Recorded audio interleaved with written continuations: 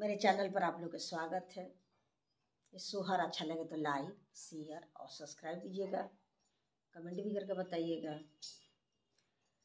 नैहर के सुख चैन राजा बरानी के लागे, नैहर के सुख चैन राजा बरानी के लागे, नैहर के सुख चैन राजा बरानी के लागे। तोहारे लगस मम्मी हमारे लगस सासू, तोहारे लगस मम्मी हमारे लगस सासू, लालन के लगस दादी राजा बड़ा बुरा लागे, लालन के लगस दादी राजा बड़ा बुरा लागे।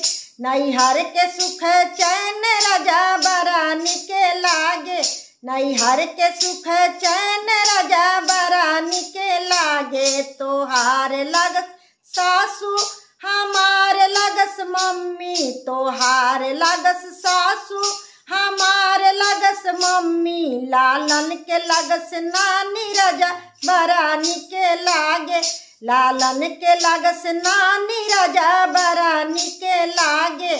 नैहर के सुख चैन राजा बरानी के लागे, नैहर के सुख चैन राजा बरानी के लागे।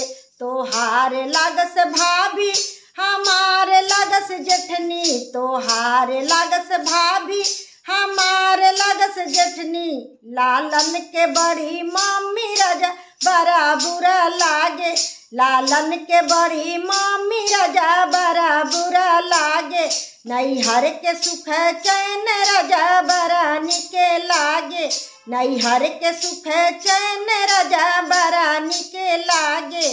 तोहारे लगस सरहज हमारे लगस भाभी, तोहारे लगस सरहज हमारे लगस भाभी, लालन के लगस मामी राजा बरानी के लागे, लालन के लगस मामी राजा बरानी के लागे।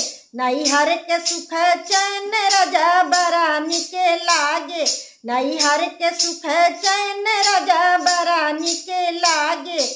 तोहारे लगस दीदी हमारे लगस ननद, तोहारे लगस दीदी हमारे लगस ननद, लालन के लगस बुआ राजा बड़ा बुरा लागे, लालन के लगस फुआ राजा बड़ा बुरा लागे।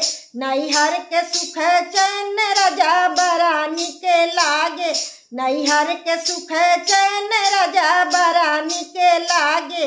तोहारे लगस साली हमारे लगस बहन, तोहारे लगस साली हमारे लगस बहन, लालन के लगस मौसी राजा बरानी के लागे, लालन के लगस मौसी राजा